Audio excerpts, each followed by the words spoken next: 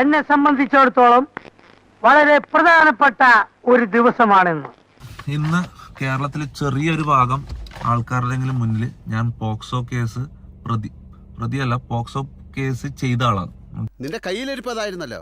ഇതിനെല്ലാം കാരണക്കാരെന്ന് പറഞ്ഞാൽ ഞാൻ തീറ്റിപ്പോറ്റിയ കുറച്ച് നാറുകള്. എല്ലാരും കൂടെ ചേർന്ന് എന്നെ ചതിച്ചു.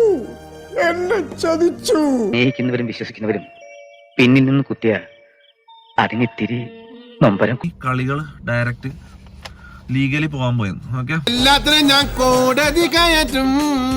സെക്ഷൻ 203 പ്രകാരം മുതലാളി അകത്താവും. നേരെ ജയിലിൽ കയറ്റാം. അതന്നെയാണ് ഡയറക്റ്റ് നേരെ ഇമ്മാരെ ജയിലിൽ കയറ്റാന്നുള്ളതിന് ഉദ്ദേശം.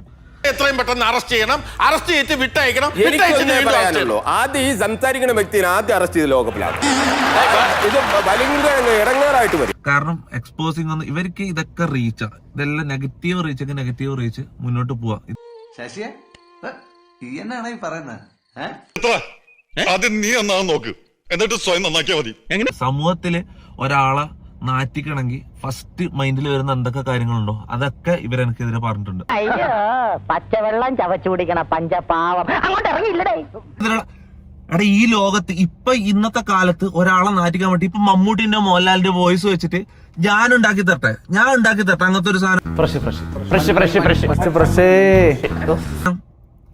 എന്തെല്ലാം പറഞ്ഞിട്ട് നമ്മൾ ടൈപ്പ് ചെയ്ത് കൊടുത്തു കഴിഞ്ഞാൽ ഉണ്ടാക്കി തരോടാ വെച്ച് ആ വോയിസ്. ഇതൊക്കെ എന്റെ തലയിലാവൂലോ. ഒരു ഫാബ്രിക്കേറ്റഡ് സ്റ്റോറീസിനും ഒരു AI വോയിസ് ഇമിറ്റേറ്റിങ്ങിനും ബ്രില്യൻ എഡിറ്റിങ്ങിനും ഒന്നും എന്നെയോ എന്റെ കരിയറിനെ നശിപ്പിക്കാൻ കഴിയില്ല. ആരെ വെച്ചാണെങ്കിൽ വോയിസുകൾ ഉണ്ടാക്കാം, മനസ്സിലാ. ഇത് വീഡിയോയിലാണെങ്കിൽ ഓക്കെ വിശ്വസിച്ചു. ചേട്ടാ കൂടുതൽ നമ്പർ മറക്കണ്ട, ഞങ്ങൾ തന്നതേ ചോറ് തന്നെയാ. നീ എന്തിനാ ചെയ്തതെന്ന് മാത്രം പറഞ്ഞാൽ മതി. ഈ ഓഡിയോ ക്ലിപ്സ് ഇതെങ്ങനെ വിശ്വസിക്കും? വെറുതെ കിടന്ന് ഉരുളാദാശനെ. ആശാന്റെ കംപ്ലീറ്റ് ബയോഡാറ്റ ഞങ്ങൾക്ക് കിട്ടിക്കഴിഞ്ഞു. AI ചാരി രക്ഷപ്പെടാൻ പറ്റുമെന്ന് തോന്നുന്നില്ല.